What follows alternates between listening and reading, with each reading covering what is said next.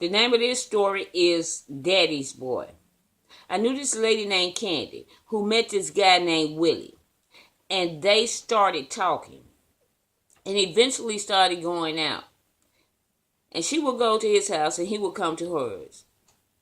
And they had this friend that worked with Candy. He rode back and forth to work with her every day. And his name was Wilbur. And the three of them would hang out all the time. But then Willie started drinking. And I mean drinking a lot. So much that he would sleep with the bottles in his arm. And so much that he lost his job. And was just going around looking like a dead-ass drunk. And Candy told him that he had to go and that she didn't want anything to do with him anymore and told him he had to go home. But he didn't have a ride and she had to take him after she had told him that she didn't want to be with him anymore and she wanted him away from her.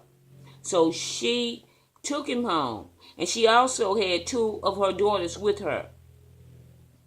And Wilbur was with them too.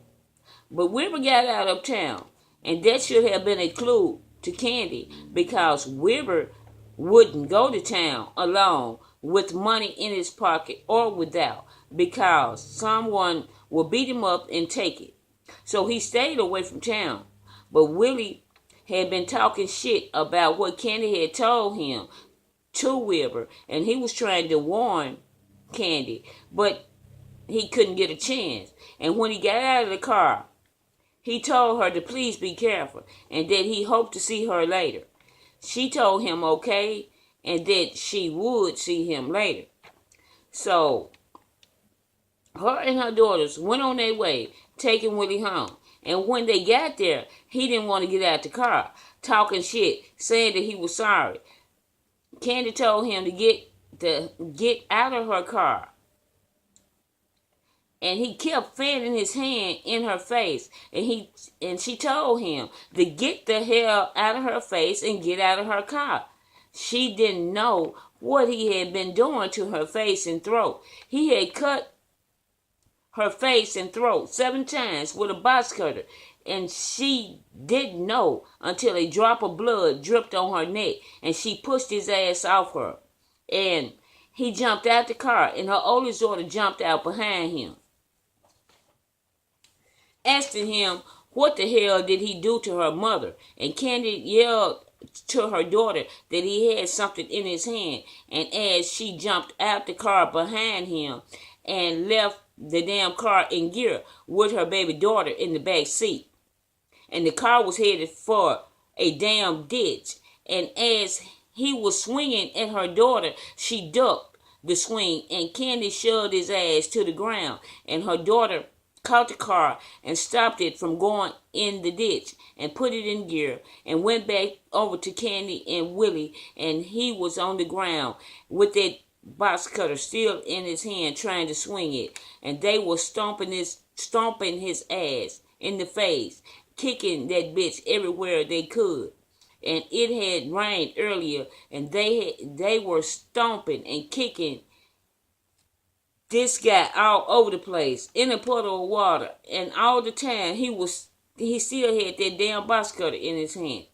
And they had stomped 3 teeth down his throat, and his ass was still trying his best to get up. But that shit wasn't happening. Candy and her daughter would have busted his head first. And all the time this shit was going on, Candy's other daughter was blowing the horn for his daddy to come out, and it was lots of peoples in the house. And this went on for 30 minutes before he brought his ass out the house. And her other daughter had been blowing the horn the whole time.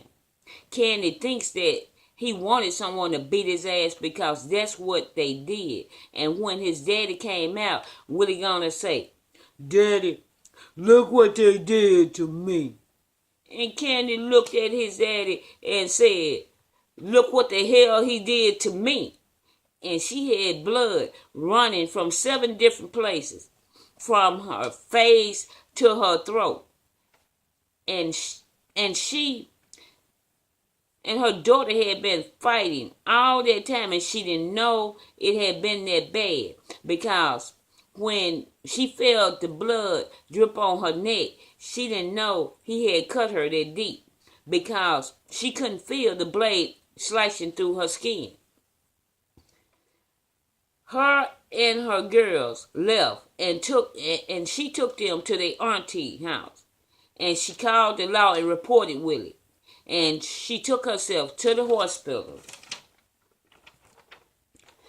and he went to jail for a day because his daddy had worked for City Hall and would get him off his charges no matter what they was. But now his daddy is dead.